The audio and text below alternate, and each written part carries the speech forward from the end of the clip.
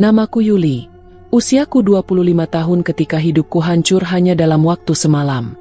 Hari itu, hari yang seharusnya biasa aku lalui, berubah menjadi titik awal dari sebuah penderitaan yang tak pernah kubayangkan. Suamiku Andra meninggal dunia karena kecelakaan tragis di ruas tol Cipularang. Ia ditemukan tak bernyawa, terjepit di balik kemudi mobil yang ringsek, nyaris tak berbentuk. Berita itu datang tanpa peringatan. Sebuah telepon dari rumah sakit pada jam 3 pagi membangunkanku dari tidur.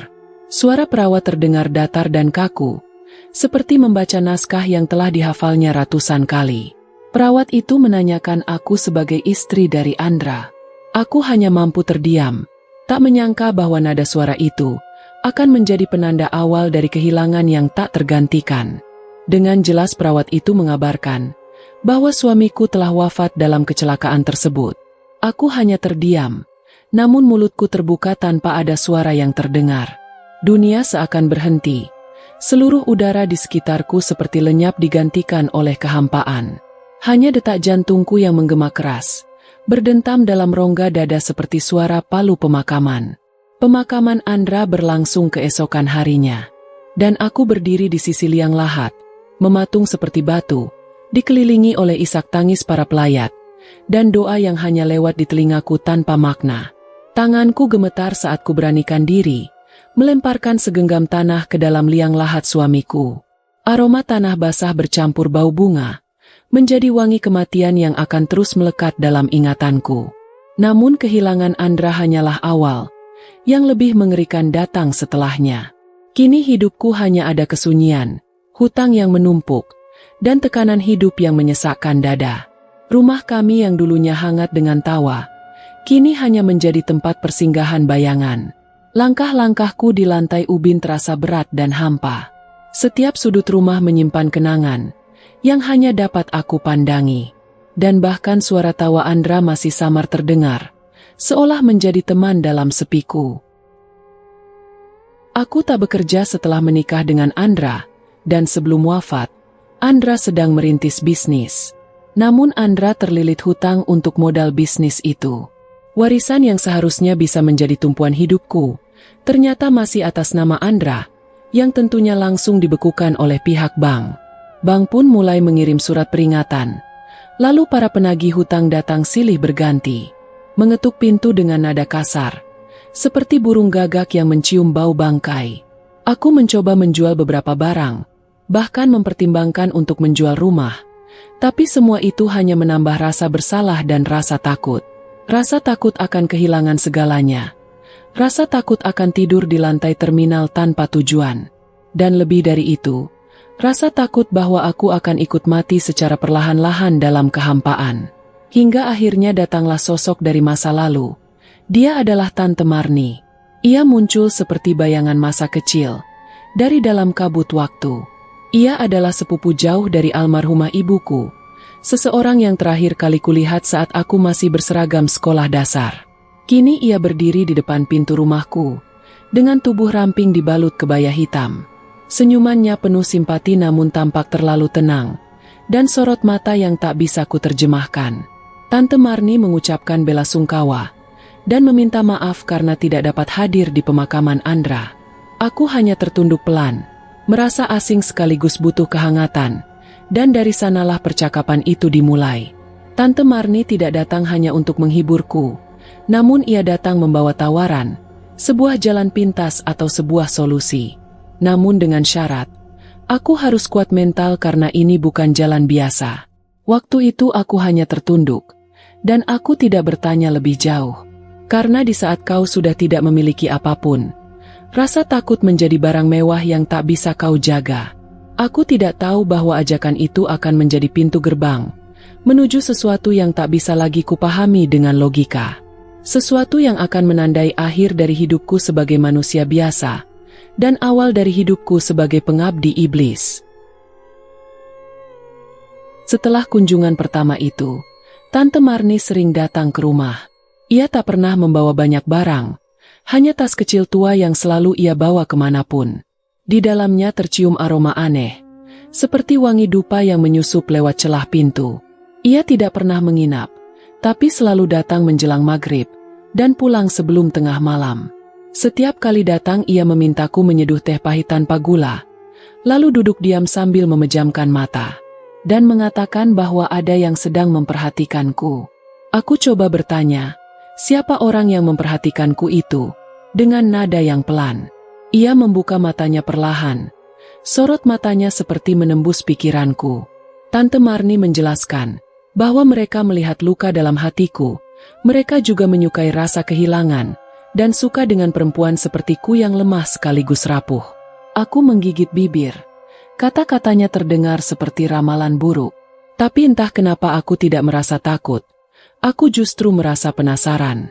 Selang berapa lama, Tante Marni berucap, "Tante tahu jalan keluar dari masalahmu. Tapi kamu harus ikut Tante ke tempat yang bukan milik dunia ini. Di sana kamu akan melihat kenyataan yang selama ini telah disembunyikan." Aku menelan ludah. Kata-katanya seperti bayangan dalam mimpi buruk. Tapi aku hanya mampu tertunduk tak kuasa untuk menolak. 3 malam kemudian, aku dibawanya ke sebuah tempat yang tak pernah aku bayangkan. Kami naik mobil mewah miliknya selama 2 jam, melewati hutan dan jalan berbatu, hingga akhirnya tiba di sebuah desa yang seolah tidak tersentuh peradaban. Penduduknya diam. Mereka hanya menatapku dari balik jendela dengan tatapan kosong, seolah mereka tahu siapa aku dan untuk apa aku datang. Kami berhenti di depan sebuah rumah panggung kayu tua, dikelilingi pohon-pohon besar yang menjulang seperti penjaga. Di halaman rumahnya ada batu nisan kecil tak bernama, ditancapkan kayu runcing dengan benang merah yang dililit melingkar. Tante Marni memintaku untuk masuk ke dalam rumah, namun jangan menoleh ke belakang setelah pintu ditutup. Aku langkahkan kakiku pelan saat menaiki anak tangga, dan begitu kakiku melewati ambang pintu, aroma dupa pekat langsung menyergap. Udara di dalam rumah seperti lebih berat dan lembab. Di tengah ruangan, duduk seorang wanita tua mengenakan kerudung hitam. Wajahnya dipenuhi keriput, dan di hadapannya ada mangkuk tanah liat berisi darah ayam segar, bunga melati layu, dan rambut manusia. Ia memandangku, namun tanpa kata-kata. Tapi dadaku tiba-tiba terasa sesak. Matanya seperti menarik jiwaku keluar dari tubuh. "Apakah ini wadah baru itu?" ucapnya pelan. Aku ingin bertanya tapi lidahku terasa kaku. Tante Marni lantas mendekatinya, membisikkan sesuatu di telinga wanita tua itu. Lalu wanita itu tersenyum, dan menyuruhku duduk di hadapannya. Wanita itu berucap bahwa namaku telah dicatat, dan malam telah ditentukan. Sosok itu akan hadir dalam mimpiku, dan aku akan bersamanya sebagai pasangan. Aku terdiam dalam kebingungan. Siapa sosok itu dan mengapa dia jadi pasanganku? Wanita tua itu tak menjawab. Ia hanya tersenyum. Dan saat wanita tua itu tersenyum, aku melihat sesuatu yang mengerikan. Gigi-giginya runcing seperti binatang buas. Malam itu aku tidur di ruangan belakang sendirian, di atas dipan kayu dengan kelambu yang telah rusak. Aku coba memejamkan mata, namun suara serangga dari luar seperti nyanyian kematian. Udara dingin menggigit, tapi bukan dingin biasa. Rasa dingin yang menyentuh ke tulang, seolah menembus tubuh dan mengaduk-aduk isi pikiranku. Hingga akhirnya aku tertidur, dan bermimpi berada di tengah hutan yang gelap. Aku berjalan tanpa alas kaki, menyusuri jalan setapak yang dipenuhi darah. Langkahku seperti dituntun oleh kekuatan tak terlihat. Di ujung jalan, berdiri sesosok lelaki bertubuh tinggi besar. Wajahnya diselimuti kabut, tapi matanya menyala merah menatapku penuh harap. Ia tak bergerak dan hanya berdiri menungguku. Saat aku mendekat, tubuhku terasa ringan seperti ditarik. Dan ketika jarak kami tinggal sejengkal, ia meraih tanganku. Dingin dan kasar, namun aku menyukainya. Sosok itu berkata bahwa tubuh, jiwa dan rahimku akan menjadi miliknya. Aku terbangun dengan keringat membanjiri bajuku, dan aku menangis tanpa sebab. Tapi yang paling mengerikan adalah, aku merasa bagian dari diriku telah hilang. Seperti ada sesuatu yang masuk, dan kini menetap di dalam tubuhku. Di luar kamar suara tawa kecil terdengar dari seorang wanita, diselingi suara menahan bahagia seperti sedang melakukan penyatuan. Namun rumah itu hanya dihuni 3 orang. Aku, Tante Marni dan wanita tua itu. Dan sejak malam itu, aku bukan lagi manusia seutuhnya. Sejak malam itu, aku tidak pernah benar-benar merasa sendiri. Saat lampu kamar dipadamkan, aku tahu ada yang ikut berbaring di ranjang. Udara di sekitar terasa berat, seperti ada kabut yang membungkus erat tubuhku. Kadang aku merasakan sentuhan di pinggang, perlahan namun juga dingin. Lalu berhenti di perut bagian bawah. Sentuhan itu tidak menyakitkanku, tapi membuat seluruh tubuhku menggigil, seperti disentuh makhluk tanpa kulit. Aku tak pernah berani cerita pada siapapun, namun Tante Marni seakan paham bahwa sosok itu sudah mulai menandai tubuhku, dan itu berarti aku telah diterima. Kau akan merasakan dia di siang hari, dan malam hari dia akan menyentuh jiwamu, ucap Tante Marni sambil menatapku. Kata-katanya membuat leherku menjadi dingin, namun saat aku mencoba membantah, dia menatapku lama dan berkata, "Kau pernah mencintai suamimu bukan? Tapi dia mati. Sekarang kau dicintai sosok yang kekal abadi." Sejak saat itu teror datang tak mengenal waktu. Di siang hari aku mendengar suara langkah kaki mengikuti kemanapun aku pergi. Ketika aku membuka lemari, sekelebat bayangan hitam melintas di cermin. Kadang aku menemukan bercak lumpur basah di lantai kamar. Padahal aku tak pernah keluar dari rumah. Dan setiap malam, suara napas berat terdengar di dekat telingaku. Bahkan ketika aku tidur dengan selimut menutupi kepala. Yang paling mengerikan adalah saat tubuhku mulai berubah. Perutku terasa penuh, kadang juga keras dan berdenyut seperti ada yang bergerak dari dalam. Aku tidak sedang hamil, setidaknya tidak oleh manusia. Aku mencoba periksa ke bidan desa secara diam-diam, tapi ketika bidan itu menyentuh perutku, ia mendadak muntah darah dan pingsan. Malamnya tubuhku terasa panas, seperti ada bara yang menyala di dalam rahimku. Aku menggigil lalu merasakan desakan kuat dari dalam tubuh. Aku menjerit kesakitan hingga kehilangan kesadaran. Saat pagi menjelang, aku terbangun dengan tubuh berlumur darah. Tapi tak ada luka, hanya darah kental di atas kasur, dan bintik-bintik hitam seperti cacar di sekitar paha. Lalu Tante Marni datang, sambil membawa kendi kecil dan berkata, bahwa aku telah melakukan penyatuan dengannya. Sosok itu menerima diriku sepenuhnya. Siapa dia sebenarnya, Tante? Tanyaku putus asa. Tante Marni memandang ke jendela lalu berbisik, dia bukan makhluk biasa. Dia adalah jin kawin pesugihan. Lelaki pertama yang menyentuhmu dalam dunia mimpi itu adalah suami barumu. Ia butuh tubuh manusia untuk terus berkuasa. Kau telah menjadi miliknya. Setiap kali kau tidur, tubuhmu akan menjadi tempat ia menanamkan benih kegelapan. Aku terpaku dan menangis malam itu, tapi tidak ada yang bisa menolongku. Karena aku sadar ini bukan sekadar teror gaib. Ini adalah perkawinan dengan sesuatu yang abadi, dan aku telah menjadi istrinya. Terornya kian menjadi saat aku mencoba untuk menolaknya. Aku coba berdoa dan bahkan tidak tidur, tapi tubuhku tak sanggup. Begitu mata ini terpejam, aku kembali ke hutan itu. Suamiku menunggu, namun kali ini ia tidak hanya memeluk, tapi juga mencengkeram jiwaku. Aku terbangun dengan memar hitam di leher dan paha. Tante Marni memperingatkanku untuk tidak melawannya, karena sosok itu bisa saja menghancurkan aku dari dalam. Tapi aku tak tahan. Aku ingin keluar dari ini semua. Aku merasa tubuhku bukan milikku lagi. Dan saat aku memutuskan untuk kabur dari rumah itu, aku sadar, aku tak bisa lagi jauh darinya. Setiap kali aku menjauh lebih dari 7 kilometer dari rumah itu, tubuhku akan lumpuh. Ototku menjadi kaku, dan suara napasnya terdengar mendekat seperti sedang marah. Dan jika aku pingsan, aku akan bangun di atas ranjang dalam pelukan dingin dan tak kasat mata. Dia menahanku sepenuhnya, dan aku tahu, malam ini adalah malam di mana ia akan menghamiliku. Malam itu aku duduk di depan cermin. Nampak wajahku mulai pucat dengan mata sembab. Tapi ada sesuatu yang jauh lebih mengerikan dari itu. Aku mulai melihat bayangannya dalam cermin. Tinggi gelap namun tak berbentuk. Tapi matanya menyala merah dan ia menatapku. Aku menjerit diikuti cermin yang pecah. Tante Marni datang tergesa-gesa. Tapi untuk pertama kalinya aku melihat ketakutan di wajahnya. "Sudah waktunya kau tahu semuanya, Yuli," ucapnya sambil mengunci pintu dan menutup semua jendela.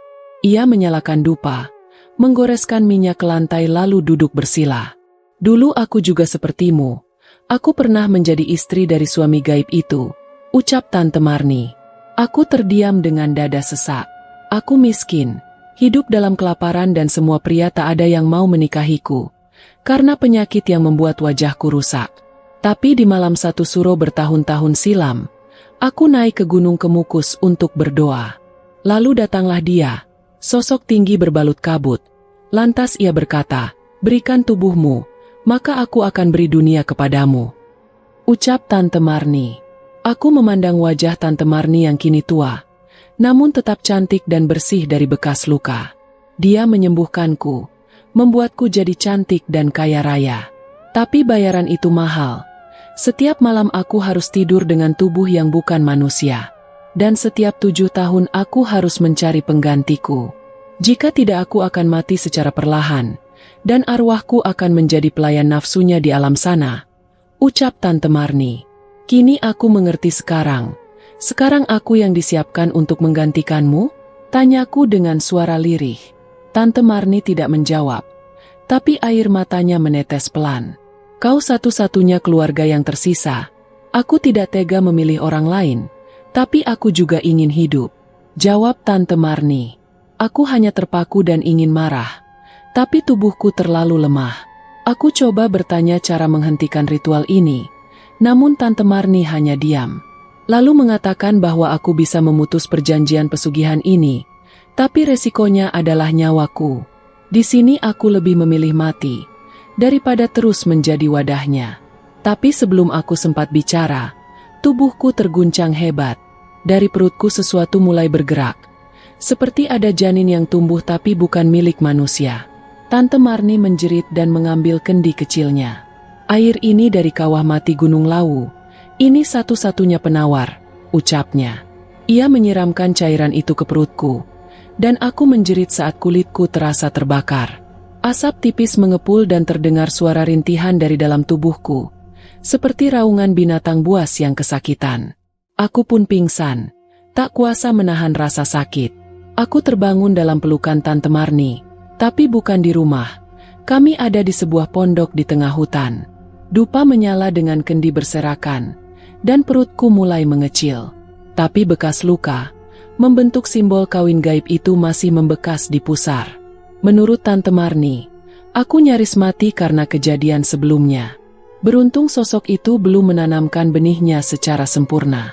Aku menangis hanya dapat menangis meratapi nasibku. Tante Marni lalu mengusap rambutku, dan memintaku ke tempat pesugihan itu bermula di Gunung Kemukus. Di sana aku bisa memutus perjanjian pesugihan itu, atau mati karena tak kuasa melawannya. Gunung Kemukus kini bukan tempat yang asing bagiku. Tapi kali ini aku kembali bukan untuk mencari berkah, bukan juga untuk memohon kekayaan, tapi untuk menantang sosok yang pernah menyatu dengan jiwaku. Di malam satu suro aku mengenakan kain hitam, dengan rambut digerai dan kendi peninggalan Tante Marni kini kugenggam erat.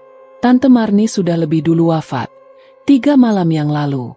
Ia ditemukan tergantung di pohon waru di belakang rumah, dengan tubuh membiru dan mata terbuka lebar. Tante Marni telah kalah, namun aku tidak boleh menyerah. Langkahku menapaki jalur batu yang sepi. Suara burung hantu bersahut-sahutan. Kabut turun dari sela pepohonan, membentuk bayangan panjang seperti tangan yang hendak mencengkeram. Di puncak bukit aku menyalakan dupa, menggoreskan darah dari jariku ke tanah, meminta sosok itu untuk datang menemuiku. Dan ia pun datang. Sosok itu muncul dari balik kabut. Tingginya 2 kali lipat tubuh manusia. Wajahnya tak bisa kulihat, hanya 2 cahaya merah dari matanya yang menyala tajam. Tubuhnya seperti kabut padat, tetapi terasa bergetar dengan kekuatan yang tak tertahankan. Dengan lantang aku berkata untuk mengakhiri pesugihan ini, meski dia menjanjikan dunia kepadaku. Lalu tiba-tiba tubuhku mulai panas, seperti terbakar dari dalam. Suara-suara mulai masuk ke kepalaku, suara jeritan bayi, tangisan perempuan, rintihan dari dunia lain, yang hampir membuatku tumbang. Tapi kemudian ku dengar suara Tante Marni, dari dalam kendi. Pecahkan sekarang, sebelum dia masuk kembali. Dengan sisa tenaga, ku lemparkan kendi itu ke tanah. Airnya memancar menyembur, dan menciptakan nyala api biru yang langsung membakar perutku. Aku menjerit, tapi begitu nyala api itu padam, semuanya hening. Sosok itu menghilang layaknya kabut yang mencair. 3 bulan telah berlalu. Kini aku pindah ke kota kecil, mengganti nama dan mencoba hidup seperti manusia biasa. Tapi setiap malam aku selalu tidur dengan lampu menyala, karena dalam gelap, kadang ku dengar suara itu. Bisikan dari jendela, dari bayangan cermin dan dari dalam tubuhku. Dan setiap bulan purnama, perutku terasa nyeri, seperti masih ada sesuatu yang tumbuh. Aku berhasil lolos dari kematian, tapi bukan dari kutukannya. Karena aku adalah pengantin kedua yang gagal. Dan mungkin selanjutnya akan ada pengantin ketiga. Namaku kini bukan lagi Yuli. Aku dikenal sebagai Sari, perawat sukarela di sebuah panti asuhan kecil di pinggir kota. Setiap hari aku merawat anak-anak yatim, mencuci baju-baju mereka dan menenangkan tangis mereka di malam hari. Berharap mereka tak melihat bayangan yang kadang berdiri diam di sudut kamar. Aku tak pernah menikah lagi, karena tak berani. Bahkan menyentuh laki-laki pun membuat tubuhku gemetar. Aku meyakini bahwa sos itu masih bersemayam di dalam tubuhku. Bukan karena takut, tapi karena aku tahu ia masih di sana, mengintai dan menunggu aku lengah. Menunggu tubuh ini rapuh agar bisa ia masuki kembali. Kadang aku bermimpi melahirkan. Tanganku berlumuran darah, dan dari rahimku lahir sosok kecil dengan wajah yang bukan wajah manusia. Ia tertawa dan memanggilku ibu. Namun aku menolak percaya itu adalah anakku. Sampai suatu malam, seorang anak perempuan berumur 5 tahun yang baru datang ke panti, bernama Kirana, menarik lenganku dan berkata lirih, "Bu Sari, semalam ada pria tinggi berdiri di dekat tempat tidur saya, matanya merah. Dia bilang aku mirip ibunya waktu muda." Darahku membeku. Aku menggigil lalu berlutut di hadapan Kirana. Kirana hanya tertawa kecil. Tawanya bukan seperti anak-anak. Matanya memicing aneh. Lalu ia membisikkan kalimat yang membuatku ingin muntah. "Ibu, sebentar lagi kita bertemu di Gunung Kemukus. Ayah sudah menunggu aku dan ibu juga." Malam itu aku tahu kutukan belum usai. Dia tak hanya menginginkanku, tapi juga keturunanku.